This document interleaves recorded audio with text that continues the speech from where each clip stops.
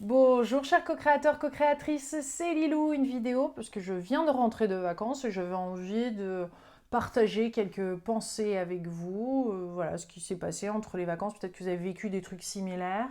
Je trouve que plus on avance dans ce nouveau monde, et bien plus on est appelé et on nous demande d'évoluer, d'avoir suffisamment de recul pour voir les situations avec lucidité, ne pas se faire prendre au piège par l'ego, par le jugement hâtif, par des fausses croyances, des croyances limitantes, etc., qui va nous freiner dans cette évolution. Ce nouveau monde, il est en train de se mettre en place. Soit on s'inclut, soit on ne s'inclut pas. C'est à nous de voir. On n'est pas obligé de changer. Il y a une opportunité, une grande nécessité même d'évoluer et de voir qu'on est plus que ce qu'on a cru être depuis toutes ces années, depuis peut-être notre enfance, et qu'on a la possibilité d'avancer à grands pas rapidement sur ce chemin dès maintenant. Et ça demande simplement une ouverture d'esprit à un moment où on dit ok, j'aimerais évoluer. Et juste de dire ça, de savoir qu'on a envie d'évoluer, de grandir, de dépasser des anciens schémas, et d'avancer avec plus de douceur peut-être, de clairvoyance, d'harmonie autour de soi, des relations qui sont plus limpides, plus lumineuses, plus glorieuses, plus stimulantes, plus dans le partage. Rien que de se positionner comme ça fait que déjà la vie va nous emmener différents éléments. Il y a plein de choses qui émergent de nos jours et des connaissances qui ont toujours été là, on va dire, mais qui sont en train d'évoluer aussi, de venir à nous, d'être révélées. Je le vois au travers d'interviews que je suis en train de faire. Je pense notamment au docteur Roy Martina, qui a pratiqué depuis plus de 50 ans ce qu'il fait. Et là, je le découvre, je mets l'interview en ligne. C'est une révélation pour moi, c'est une révélation pour vous. C'est super intéressant, il parle de quantique. Si on écoute cette interview, et je pense aussi à celle de Françoise Nallet sur la mémoire cellulaire, avec ouverture d'esprit, et puis on pioche, on a ce qui nous parle, on prend des notes, on essaye de mettre en pratique certaines choses, on lit le livre, on va faire un stage, ou je ne sais pas, simplement juste d'absorber ou d'entendre une information nouvelle va faire que on avance sur ce chemin. Et c'est une posture, c'est une envie d'évoluer. Je pense qu'on ne peut pas freiner ni ralentir cette évolution. Ceux qui vont dire non vont vraiment beaucoup ramer, beaucoup plus qu'avant.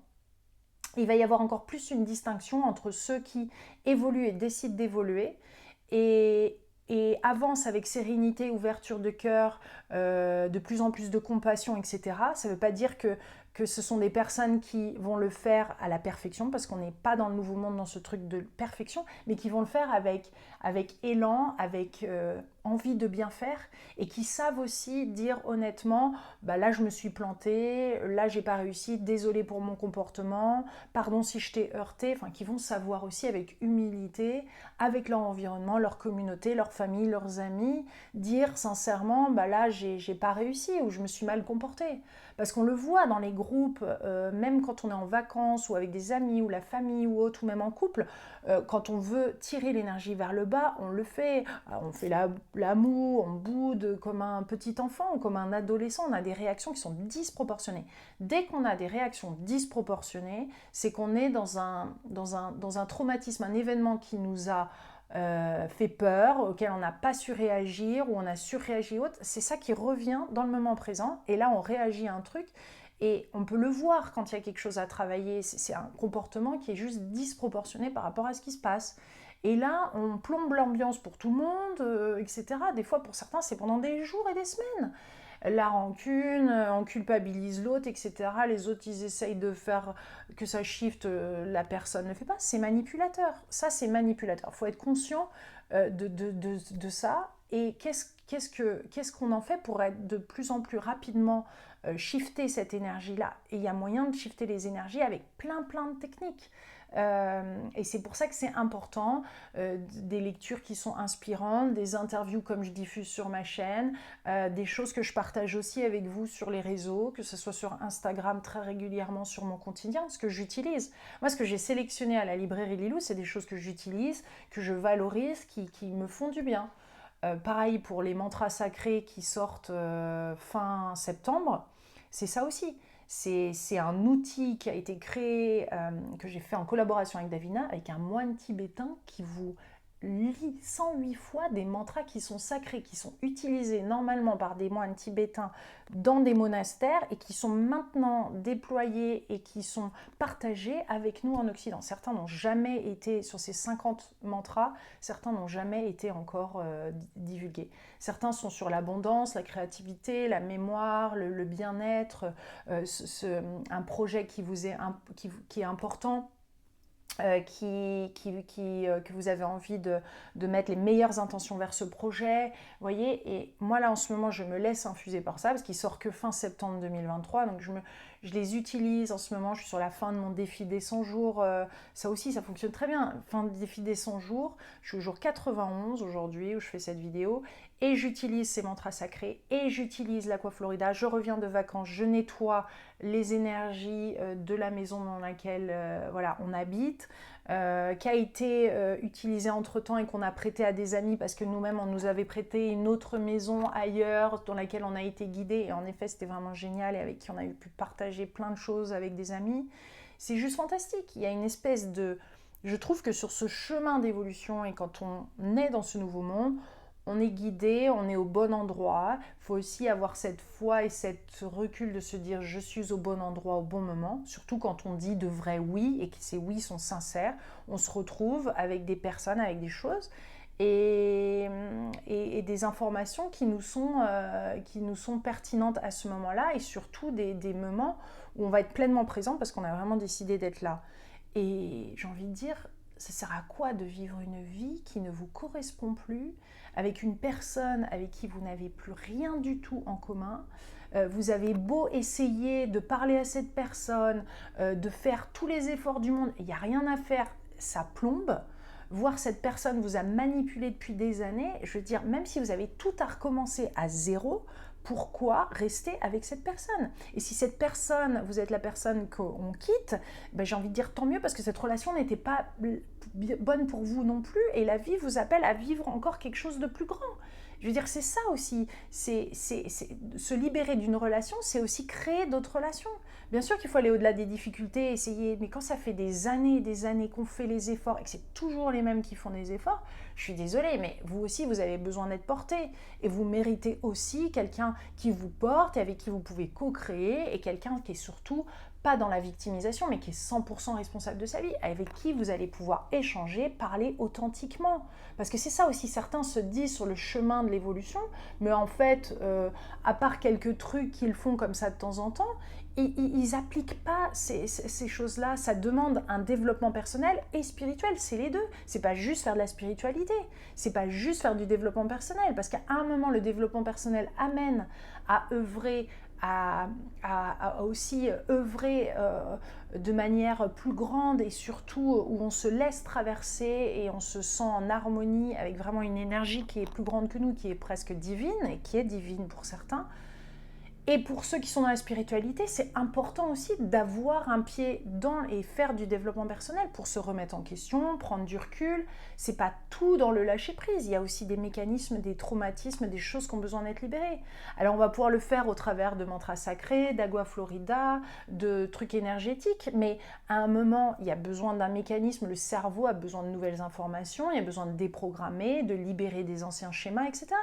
Peut-être que c'est les ancêtres, mais peut-être que c'est ici aussi où on est en train de reproduire, vous êtes en train de reproduire quelque chose que vos grands-mères et mères, etc., et toute la lignée des femmes ont fait, ou les hommes. On est là pour libérer des schémas, pour se libérer, pour se sentir de plus en plus soi-même, de plus en plus à sa place, pour se sentir bien satisfait et œuvrer. Ça n'empêche qu'il y a des moments difficiles, mais on va moins rester dans ces énergies denses, voyez, et on va faire ce qu'il faut pour libérer ces énergies-là. Et se sentir à sa place, à sa juste place. Et c'est ce que je vous souhaite à tous. Et je pense que c'est ce que vous venez chercher sur ma chaîne. Et c'est ce qui va... J'ai énormément de très très belles interviews à partager avec vous, dont celle de Véronique Jeannot, d'Astrid Veillon, de Christian Destivelle. Donc c'est des personnes connues, pas connues, peu importe. C'est des personnes qui se révèlent, qui osent, qui sont sur le chemin, qui ont des choses uniques et j'ai envie de partager avec vous parce que c'est ça qui fait avancer le truc. Comme vous le savez, j'adore interviewer aussi en anglais. Je suis très inspirée, bien sûr. Oprah Winfrey a été une des figures inspirantes puisque je l'ai rencontrée, j'ai eu la chance de la rencontrer à Chicago.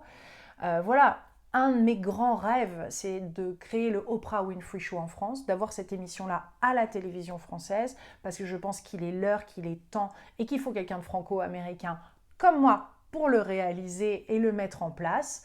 Et voilà, c'est dit, ça fait partie des choses, chacun sent un truc qu'il a besoin de, et qu'il est là, qu'il l'anime vraiment tellement profondément, il le transpire, il le vit au quotidien. Et quand ça, c'est à l'écran, waouh, il y a un shift, il y a quelque chose qui se passe. Et ça, on a tous en nous quelque chose qui a envie de... et qui n'a plus envie de faire ses compromis, qui a envie de le vivre pleinement, 100%, et d'œuvrer. On sent qu'il est l'heure, là, que l'heure a sonné d'y aller. Et ça vient nous bousculer, ça vient accélérer les choses. Là, ça nous demande de libérer, de continuer, mais ça peut être très, très, très, très fluide. Et quand on choisit l'amour versus la peur, c'est sûr que là, il y a une espèce bien sûr, de bienveillance vis-à-vis de soi-même, des autres, et on peut rapidement shifter. En tout cas, je vous souhaite de vous sentir le plus libre possible, le plus serein possible, le plus dans la co-création avec des personnes qui vraiment, avec qui ça vous parle. Ça veut dire de dire non à d'autres parce qu'elles ne sont pas alignées, clairement. Et c'est ok aussi. Et voilà, on va tous avoir nos apprentissages, on a tous nos trucs, nos blessures, nos traumatismes, et qu'est-ce qu'on en fait? Mais à quel point on est ouvert pour les transcender et prendre 100% responsabilité. Je trouve que ce monde irait bien mieux si on était tous 100% responsables de ce qu'on vivait, plutôt que de continuer de pointer du doigt. Donc oui, s'il y a quelque chose qui bloque dans votre vie, libérez le karma, libérez ce qui est là, ça ne dépend que de vous. C'est fini de pointer à l'extérieur et de dire c'est la société qui ne comprend pas, etc. etc. Non, qu'est-ce que vous avez besoin de libérer et d'évoluer dans votre vie pour pouvoir accueillir ça ou dépasser ça ou mettre ça de côté parce que voilà, ça ne vous parle plus, mais en tous les cas, de ne pas dire ben, si ça ne le fait pas, c'est à cause des autres. Non. Responsabilisons-nous et vivons joyeusement. Je vous invite à découvrir une interview qui a été filmée avec cet iPhone et avec deux petits micros.